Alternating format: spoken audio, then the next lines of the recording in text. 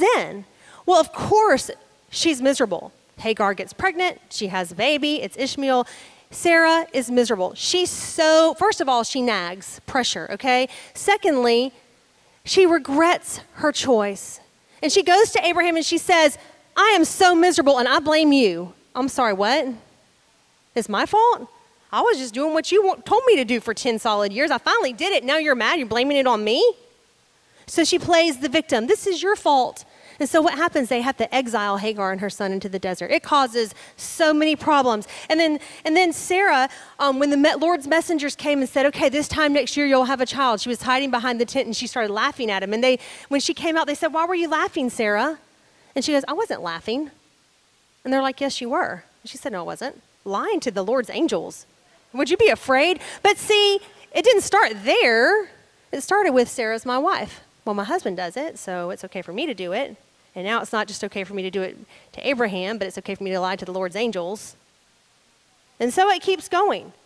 And then Jacob and Esau are born, and Jacob means deceiver, and he deceived his brother into giving up his birthright in a moment of weakness. Esau was starving, and Jacob knew his weakness was the appetites of the flesh. And when he was hungry, he would pretty much do anything for food. And so Jacob took advantage of that moment to go in and steal and deceive him, basically manipulate him into selling his birthright off. But it wasn't legal until the father laid his hand on the son and blessed him. And so when that time came, Jacob was even having second thoughts, like maybe I shouldn't do this. This is wrong. My dad's on his deathbed and he's ready to hand off the blessing, basically hand off the inheritance of our family money. And maybe I shouldn't go in there and do that. But then his mother, Rebecca, says, no. This is the perfect time because your father's blind. He's at a complete disadvantage. Let's swoop in and close the deal now. Who does that to their husband? Who does that to their oldest son? But deception had become so rooted and grounded as a pattern in their life. And so Jacob he complies, and then he has to flee, and he flees to his uncle, and his uncle deceives him twice over, making him work for 14 years to gain the wife that he wants. And then it runs in his family. At the end of the day, his sons lie about killing. They lie about Joseph. They sell Joseph into slavery, and they go back to their father, and they make up this story about him being killed by a wild animal, and they go so far as to stage a bloody robe and to put on a display of regret and tears and remorse and let him live with grief the rest of his years, every day, seeing him depressed and grief-ridden and hurting. And yet, the desire to lie and control the situation was so great that even their father's immense pain, I cannot imagine a pain greater than losing a child.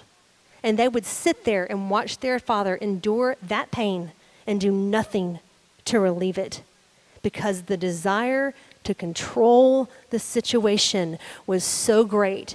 And what started off as a coping mechanism for fear became a sin and a pattern that was so deeply rooted in the lives of Abraham's family that it took a mighty act of God to wipe the slate clean and to bring everybody together again. And that was when Joseph stood up before his brothers in Egypt and said, don't be afraid, because you meant this for bad, but God meant this for good.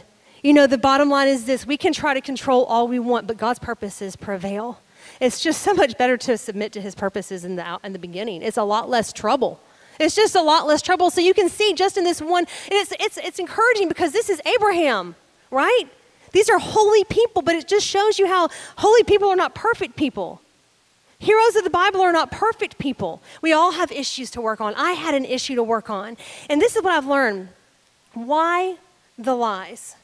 And this is why I think women are, we all know that men can manipulate.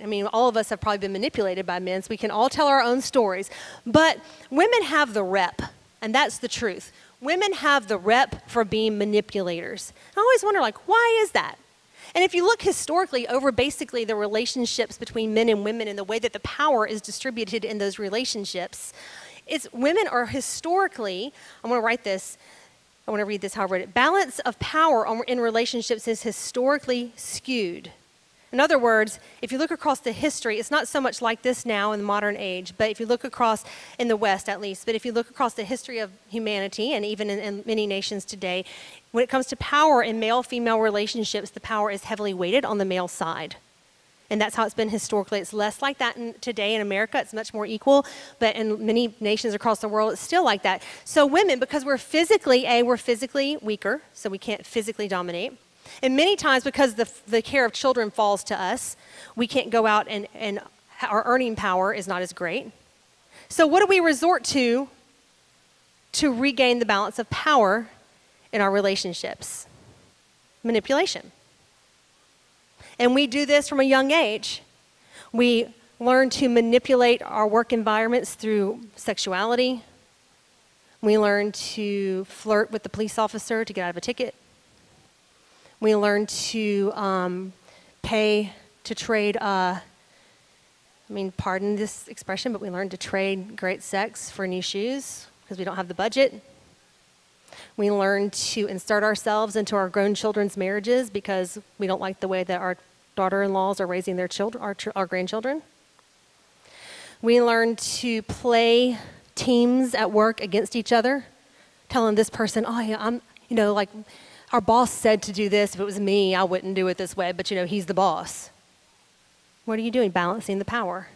Balancing the power. But all of that is a way of controlling the situation yourself and not trusting God. And that's really what it comes down to. It's about trust.